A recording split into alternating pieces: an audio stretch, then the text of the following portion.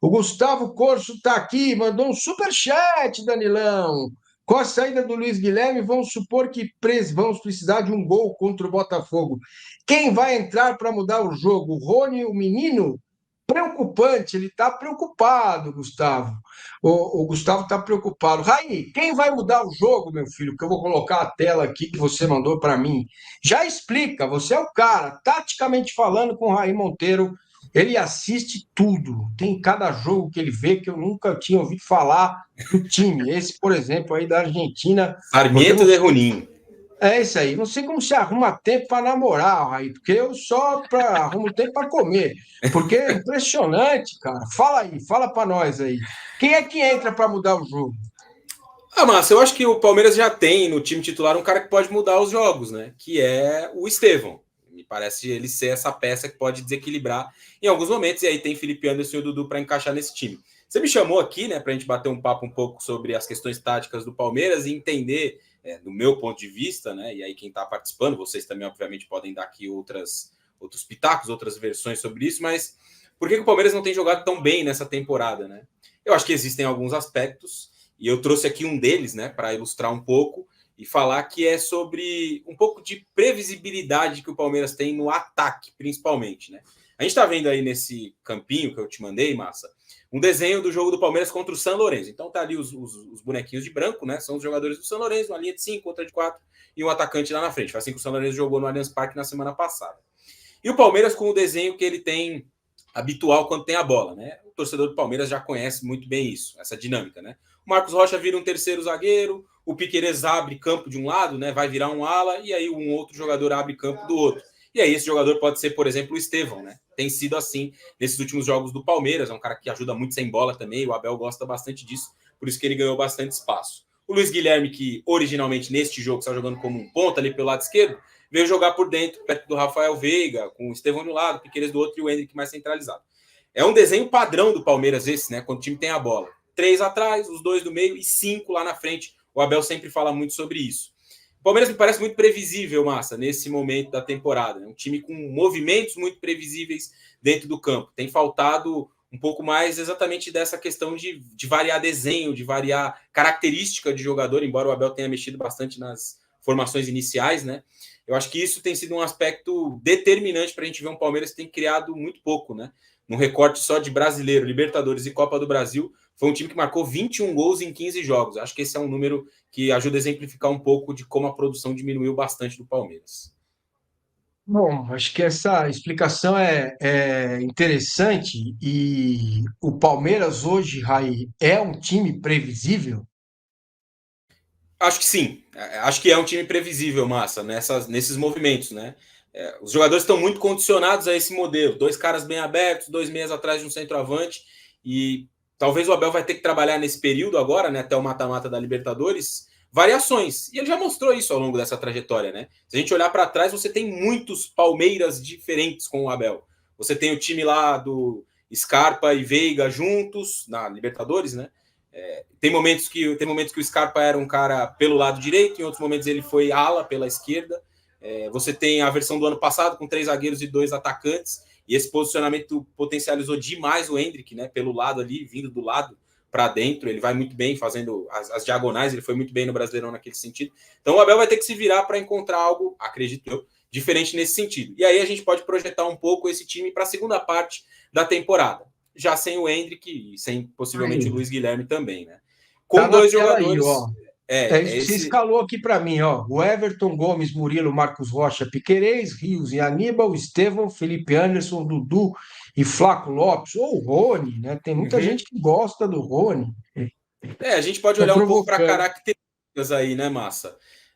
O Flaco, um centroavante, de jogador de área, de oferecer mais profundidade, né? O Endrick, nessa função, não foi bem, ele não é esse jogador para jogar ali como último, né? Como centroavante.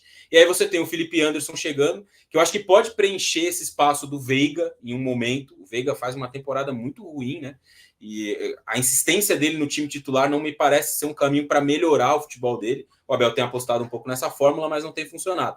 E aí acho que o Felipe Anderson pode chegar para ocupar essa vaga, com o Dudu jogando pelo lado esquerdo. Lá atrás, Massa, Danilo e quem nos acompanha, Quando o Palmeiras contratou o Felipe Anderson, eu até achava que o Abel poderia repetir aquela fórmula de Scarpa e Veiga, né? O Felipe Anderson sendo esse cara pela direita, porque ele jogou assim na Lazio muitas vezes. Mas com a ascensão do Estevão, é muito difícil tirar ele do time, né? Aliás, o Felipe Anderson, Danilo João, ele jogou mais na Lazio e bem foi do lado direito, né? Mas aí não dá para tirar o Estevão. Eu, nessa tua escalação ainda, colocaria o Lázaro de falso 9. E você, Danilo? O Lázaro é uma das possibilidades, né? Mas eu gosto mais quando o Lázaro joga aberto. Só que aí, para jogar aberto, ele teria que tirar o Dudu, e o Dudu bem, eu não consigo ver ele no lugar do Dudu. Então, o Lázaro pode ser um desses que o nosso companheiro, Gustavo, é o nome dele, né? Mandou no Superchat. O Lázaro pode ser um jogador que entra para mudar um pouco do ritmo, caso o Palmeiras esteja num dia não tão inspirado com Estevão e Dudu. O Felipe Anderson, eu também acompanhei, fui acompanhar depois que o Palmeiras contratou, fui olhar o famoso mapa de calor, deu para ver que o Felipe Anderson joga muitas vezes mesmo aberto pela direita, mas eu acho que o Abel pode usar ele um pouquinho mais centralizado, eventualmente até como o Veiga faz, que o Veiga quando ele joga centralizado, ele tem aquela tendenciazinha de jogar caindo um pouco mais para a direita, né? Mapa de calor. Marília Ruiz agora teve outro filho, né? Mas vamos embora. Vamos lá. Eu vou até mandar, vamos ver se ela consegue entrar aqui com a gente para fazer a passagem de bastão. Bom, mas o Raí me mandou uma outra foto com uma outra opção. É uma Tá? variação, na verdade, Massa. A variação ofensiva, né, que eu mostrei no primeiro desenho, com essa escalação que eu imagino que possa ser a do Palmeiras. Aí você pode trocar o Flaco pelo Rony, enfim, o Lázaro, eventualmente com o Dudu um pouco mais por dentro. Mas ele mostra essa ideia, né, de ter uma linha de 5 sempre para atacar. O Palmeiras trabalha muito nessas bases, né? Eu não acho que o Abel vai mudar nesse sentido, né? Então é aquela mesma escalação, só com a dinâmica. Marcos Rocha virando um terceiro zagueiro, Estevão abrindo o campo de um lado, Piquerez do outro, e aí você tem Dudu e Felipe Anderson nessa armação atrás de um centroavante. Repito, pode ser o Flaco ou o Rony. No jogo contra o São Lourenço, esses dois jogadores foram Luiz Guilherme e Rafael Veiga, né? Pela temporada ruim do Veiga e pelo Luiz Guilherme, na minha visão, não ser esse jogador especificamente, você tem com esses dois, né, o Felipe Anderson e o Dudu, um ganho de qualidade muito grande. Eu acho que isso pode retirar um pouco dessa previsibilidade que eu, pelo menos, avalio que o Palmeiras tem nesse momento. Ó, o Fernando Araújo está mandando essa aqui, ó. Para mim, Veiga e Felipe Anderson seria bom. Talvez ajude o Veiga a melhorar o nível, né? A Helena Matos também está por aqui. Obrigado. Deixa o like, se inscreva no canal. Eu estava falando aqui com o Danilo, o Raiane, para você chegar, caiu meu celular, não se assustem, que é o seguinte: o Palmeiras, com a saída do Luiz Guilherme, já praticamente sacramentada, e o Henrique já foi, precisa ir ao mercado. Quais as posições que você, como analista tático, vê que o Abel poderia ter reforços no meio do ano? Jogador tipo Felipe Anderson. O Giai é um jogador bom também, gosto, tal, mas né? É para, de novo, vai lá apostar, talvez pensando numa parada do Marcos Rocha ano que vem, para ter um ala, lateral, barra meia pela direita. É um jogador moderno, o Abel gosta muito desse tipo de jogador, a gente sabe, mas você acha que olhando para o elenco, do meio para frente, perdendo o Luiz Guilherme, já com a saída do Henrique, o que poderia acontecer nessa janela do meio do ano? Mas eu acho que o elenco do Palmeiras oferece muitas possibilidades. De verdade, eu não enxergo lacunas. Se você olha para a zaga, você tem ali Gustavo Gomes, Murilo, Luan. Nas duas laterais, duas opções, né? Rocha e Mike. Na esquerda, você tem Vanderlan e o Piquerez. Além do Caio Paulista, que pode jogar por ali também. No meio, você tem 4 jogadores para essas duas posições à frente da zaga: Rios, Aníbal, Zé e o Gabriel Menino, né? Na frente, você tem os dois de velocidade, Lázaro e Estevão. Tem 2 armadores, Felipe Anderson e o Veiga. Tem o Dudu, que é um pouco de tudo isso, né? Ele é rápido, mas também arma. E na frente você tem Flaco, tem o Rony, enfim. Acho que o Palmeiras está bem servido, Massa, de elenco. Você sempre fala, né? Que o Abel nunca teve tanto jogador. Eu tô muito contigo nessa. Eu não acho que o Você Palmeiras tenha concorda, lacunas, não. Danilo? Você concorda, Danilo, que nunca teve? Mais um pouco, né? Falando sobre mais um pouco sobre elenco. Sim, não, eu acho que esse, especialmente com a chegada do Felipe, vai ser o elenco mais completo na mão do Abel. A dúvida é como ele vai usar. E é o que eu estava falando um pouquinho antes também de o Raí entrar, é isso, assim, eu acho que, claro, se você, o Palmeiras vai contratar camisa 9, aí, vai fechar com o Jesus, por exemplo, vai pegar o Gabriel Jesus do Arsenal. Aí, lógico, ótima contratação. Chega para vestir a camisa, enfim, para ser capitão, 10, a faixa, aquela brincadeira que a gente faz, né? Mas se não vier, como eu digo, o Palmeiras tem um time que deveria produzir mais do que tem produzido agora. E eu fiquei curioso, Raí, Massini, todo mundo, como nessas lousinhas aí, nas pranchetas do Raí, a gente não viu muito o Veiga, né? Para um reflexo de como o Veiga tá mal. Então, sinal de que o Raí concorda com o que a gente estava falando antes dele entrar aqui, de como o Veiga está no momento ruim. Não, mas isso aí, cara, acho que até ele, Rafael Veiga, concorda com a gente, sem gritaria, sem acusação, sem nada, não é nada disso, com toda a educação possível que se pode falar a respeito de um jogador que quis o Palmeiras, sempre quis o Palmeiras, é palmeirense, tem uma história toda no Palmeiras, do avô, do pai, da família, um cara bem estruturado, meu, até ele, imagino que não esteja satisfeito com o que está acontecendo. Ô, Raí, com o Dudu e Felipe Anderson por dentro, gostei disso aqui, hein? Como é que funciona isso? Eu Explica sabia para que nós. você ia gostar, Massa, dessa Eu ideia gostei aí. bastante. O para frente Você mesmo fica tem. bom. E o para trás mente, hein? Aí preocupa, hein? Explica para nós, Você Raí. acha, Massa, que preocupa? Eu não tenho tanto essa visão, não, porque o Palmeiras tem 2 homens à frente da zaga, né? O Rios e o Aníbal, e tem uma capacidade Certo. muito boa de marcação, né? Principalmente o Aníbal, que ele limpa aí essa frente da área é um absurdo. E o Estevão, né? Um cara que trabalha muito sem bola também, né? Fecha muito o lado direito ali. O Abel gosta muito dessa característica dele, né? Então eu não acho que o Palmeiras não ficaria exposto sem a bola, não. Acho que a questão nessa formatação, né?